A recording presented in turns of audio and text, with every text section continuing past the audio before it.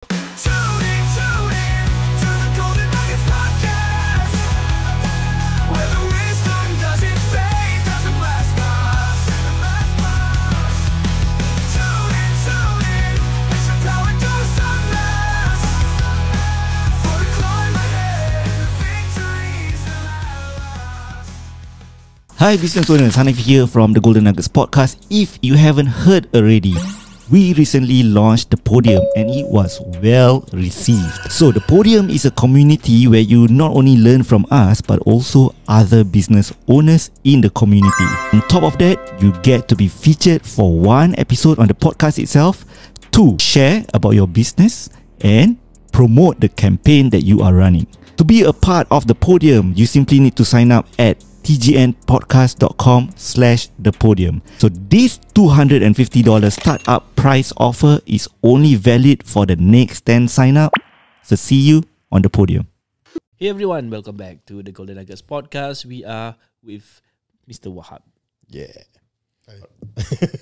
Okay, so Mr. Wahab, just now we end of part one with regards to how you actually moved to KL and then got retrenched there and then eventually got another position over there. So what happens next? How long did you stay or did your family stay in KL at that point of time? And did you eventually come back to Singapore? Yeah, we came back to Singapore. We stayed there for 2 years lah. 96, 97. We came back early 98. Okay. But by the time I came back, I already had secured another job lah.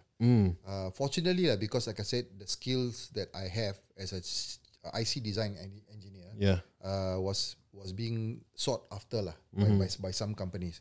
So I went to join another company immediately. So all of us came back in 98. My wife started her teaching career again. Okay. And then of course we were planning for kids that were growing up to go to nursery and all that lah. So 2 years in Malaysia, but it was a very valuable lesson lah. Very valuable lesson for me to go through that. And I got, you see, when you some calamity befall you, like retrenchment, first you like state of shock. Shock, denial, anger, acceptance. The right? four Four or five stages, right? Yeah. So angry, I got over the angry stage. Maybe took me about a couple of months, right? So in those days, nobody go to psychologist for therapy. You have to manage yourself, and you banyak salat lah to help you with your problems lah, kan? Right. And of course, he did. I mean, you got to, like I said just earlier on, nobody owes you a living. Yes. So create your own future yourself. Yes. And if you do that, and if you put a lot of heart and soul behind it, and usaha, tawakal, and then usaha and tawakal should be fine, inshallah. Yeah, that was the experience. So I then came back to Singapore. Yeah. And then the role I took was director of professional services for a US company called Cadence Design Systems. Okay. In the field of IC design. So in those days, Singapore did not have a very advanced design center because not yet lah. So we had design centers in Japan, Santa Barbara, Europe, UK, and so on and so forth. Several in the US, including Santa Barbara. So my role was to basically talk to customers, potential customers that wanted bespoke systems, electronic systems. So we work with companies like ST Aerospace in those days. ST Aerospace. So these were large projects, multi-million-dollar projects. But the sales cycle goes in a cycle, exactly a cycle. So you peaks and then you take a break, and then you ups again and you take a break. So that was so I was in that company for, how many years was I there? I think only 98, 99, only 3 years. And the reason for that, it's not I wanted to leave, but the reason for that was the division that I was in was actually sold. They planned to IPO. Oh, okay. Right. So they make IPO in the US lah. Yeah. Okay. But I didn't want to be part of that lah. Okay. Because some other company came calling as well, and so my former boss went to that company, and then this is about bond networks. So you did well before with him, and then he recognized you did well. So he wants you to come. So typically, sometimes you follow people lah. Yes. Right. And you have good bosses who you work well with. And then that helps in your career too lah. Right? It's like some people call it Godfather lah, Right. But it's all on competency lah. Yes. You are competent, you can do the job, and then you have proven yourself. People like that, right? So that you become a known entity low risk, right? Because they know exactly how you work. They don't have to coach you and train you. They know there's a good rapport between the two of you. So then from Cadence Design Systems, I went to a company called Documentum. Okay.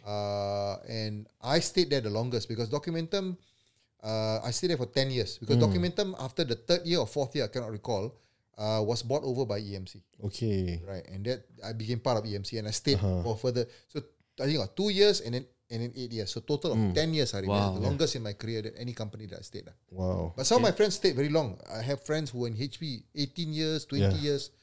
Because HP was such a big company and they were enjoying themselves. They Stable, Yeah, very stable and all that. So those days was IBM, HP, Sun Microsystems that were giving a lot of jobs. But you can see that orang kita, I mean, Malays were not many lah. Yes. Not many. Yeah. So in my batch in NT, what was known as NTI, not NTU or NTI, one batch I think not more than one batch, engineer, the three faculties, mechanical, civil and electrical, maybe 10. Yeah. 10 or 12 Malay. Out of? out of the whole cohort lah. Yeah. How many? At least 1,000, right? Yeah. Wah, 1,000, right? tak Because banyak tak ramai lah, tak ramai. Because But why was there that shift where eventually there are more? now there are more lah, more Malays qualified, more Malays from Poly qualified, more Malays from JC also qualified. So there is. It's what the Minister Masak was saying lah. There has been an improvement lah in the number of people who are doing better and better lah. I mean, if you look at the lower ranks, the PISA score, our PISA score is our lowest 20% is higher than the global average. You know, Yeah. so the country has done well lah, and it drags the community along with it lah. Although relatively speaking, we are still behind, but as a total number of students, Malay students and all that. Increase lah, kan? Graduating, going to college, getting diploma or degree is increased compared to my time lah.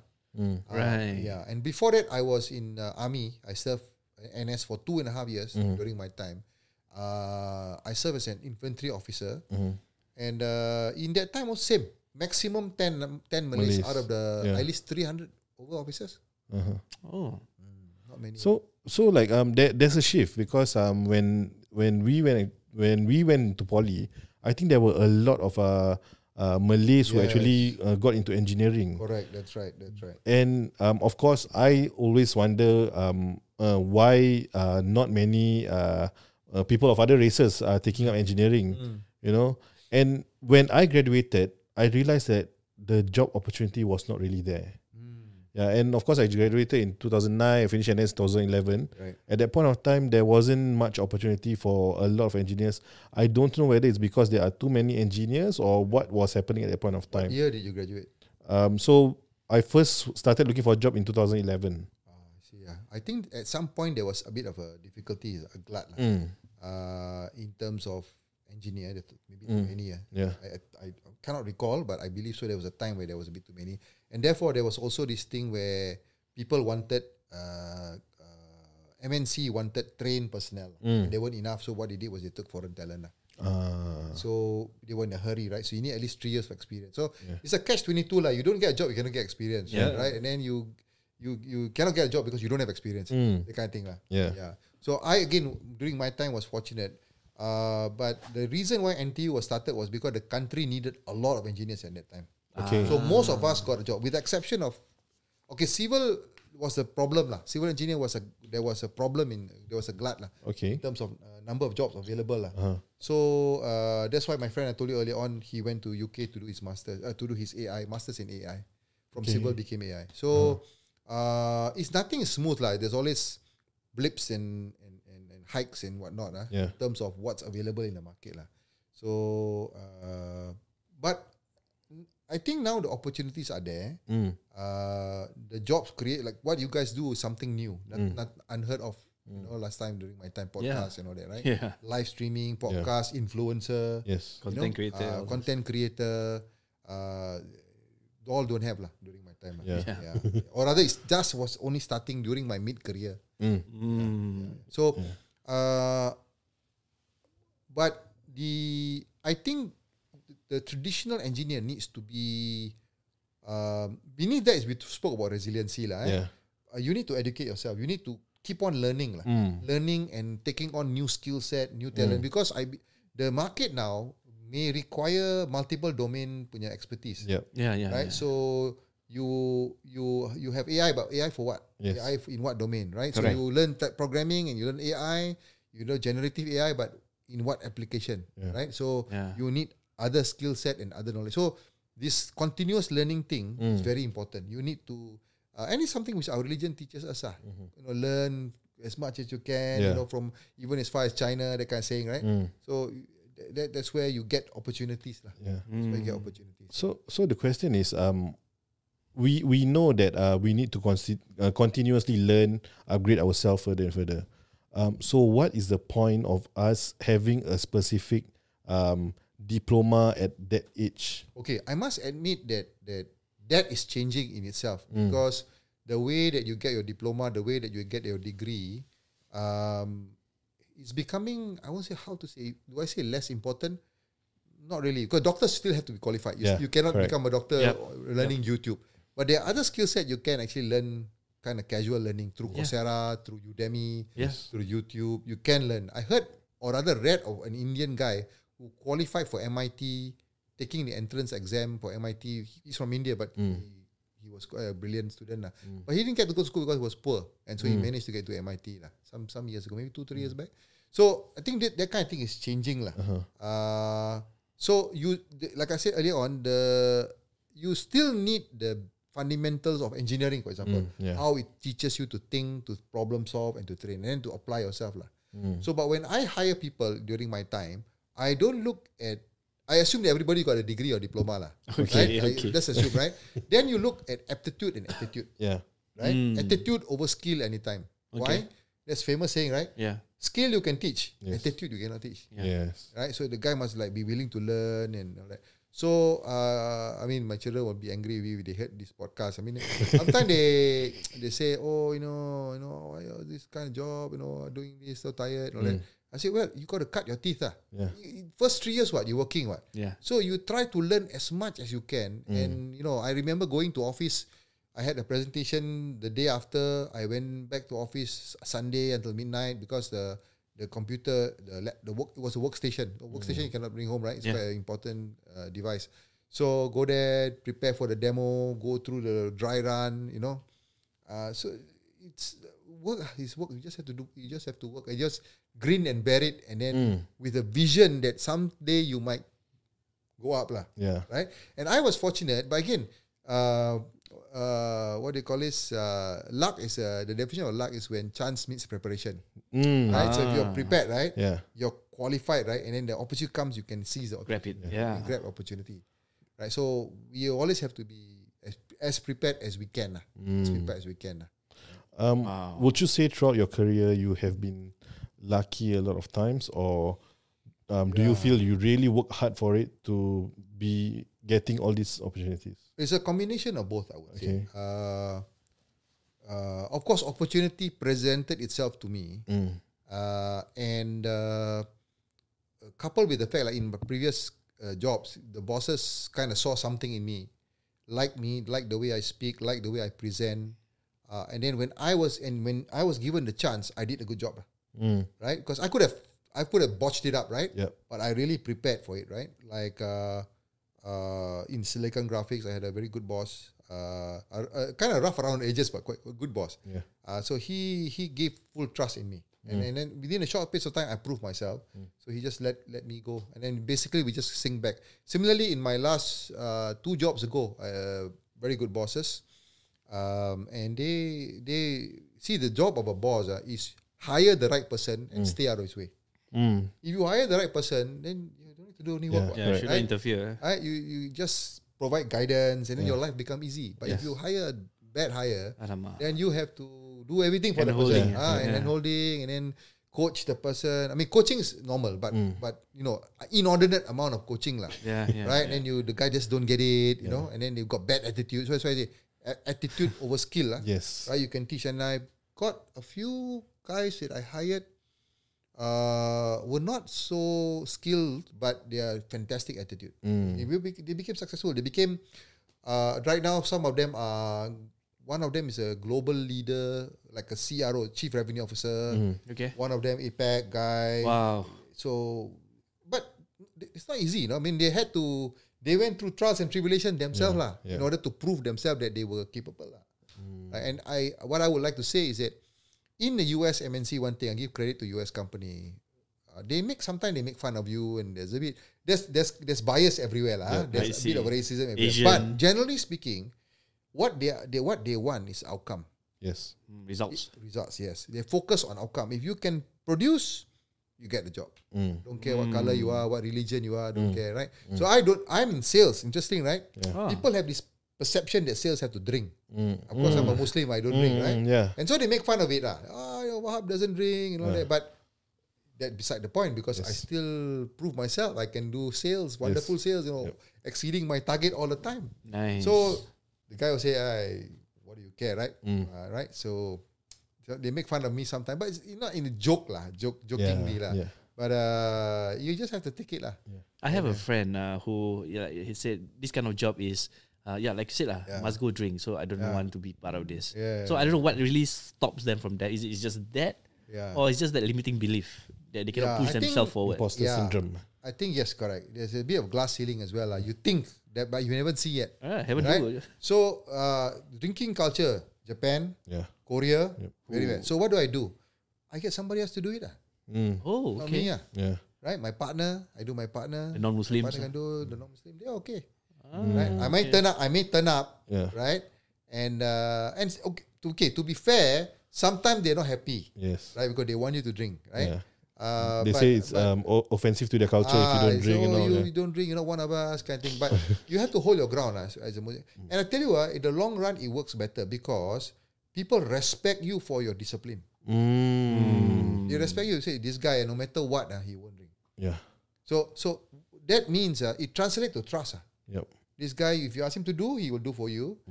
He doesn't drink, and then he will never compromise his beliefs. That kind of thing lah. Okay. So I'm not. I don't compromise. What I believe in, I don't compromise. Wow. Right? And they respect it. So they respect. I find that they come to terms with it, and then they say, "Well, okay lah."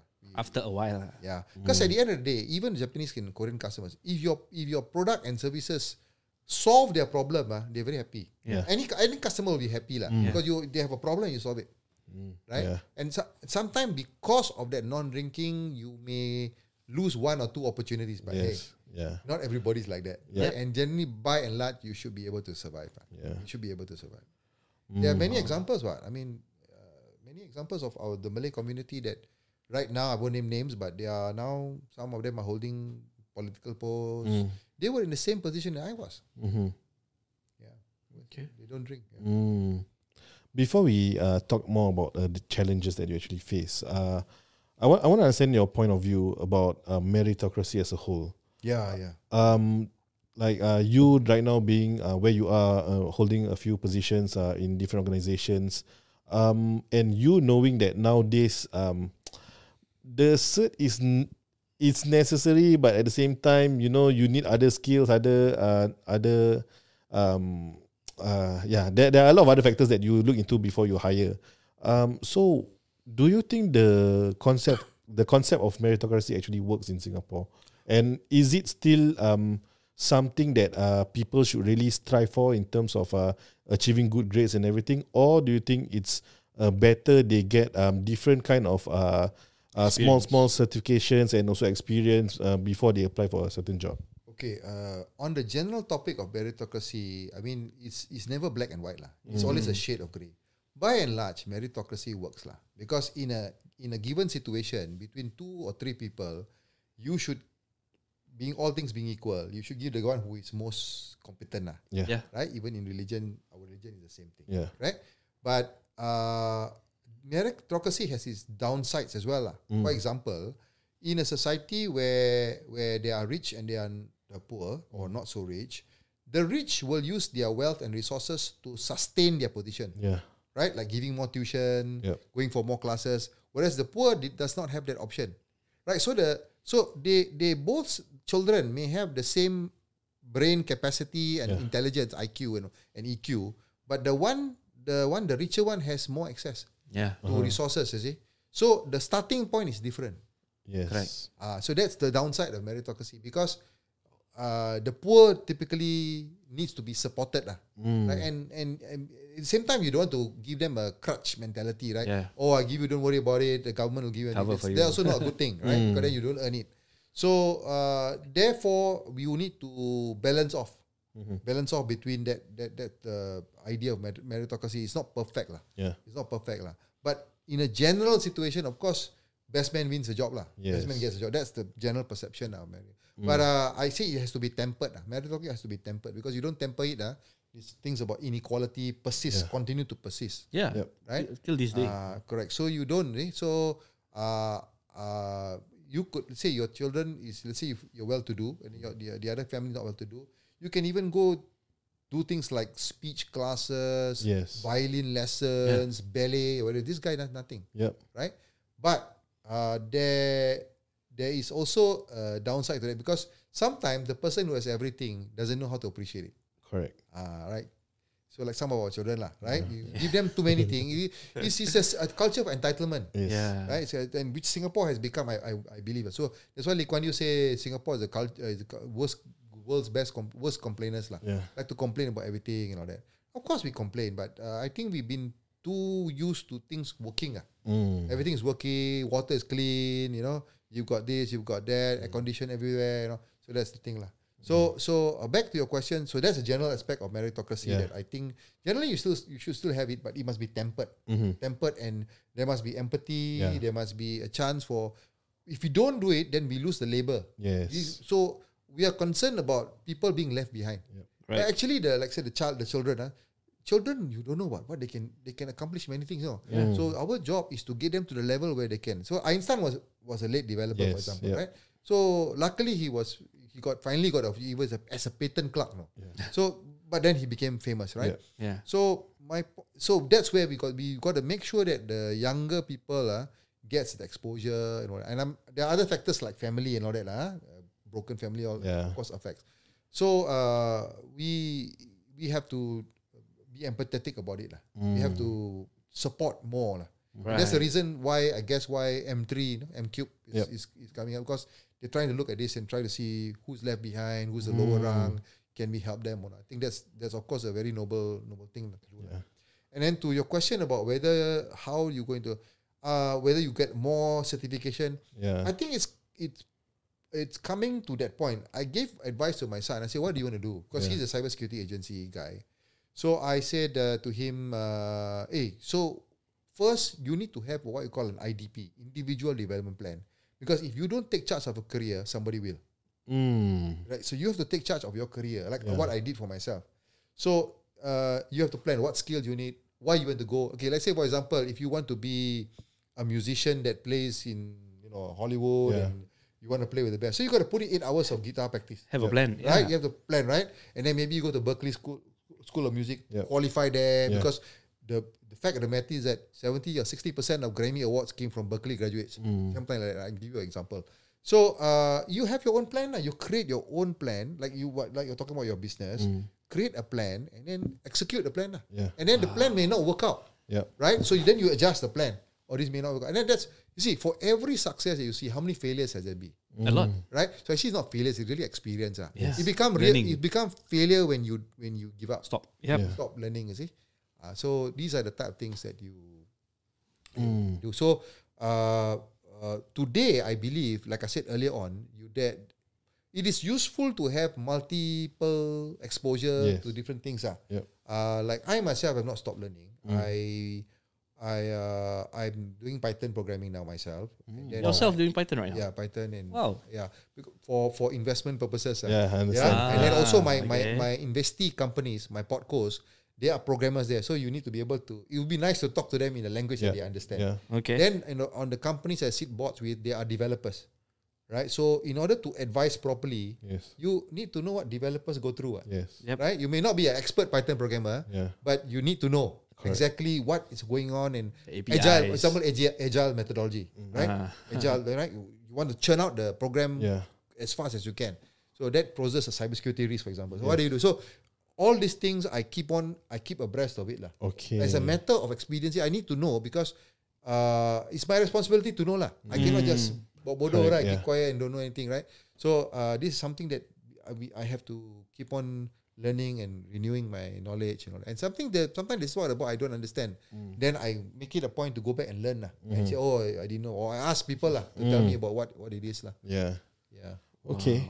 I think we want to talk about the challenges that you face generally in your career. Sure. I think we move that to part 3, and then also we want to learn how you eventually get your position as board members, okay. and also the venture capital company that you actually run. Yeah.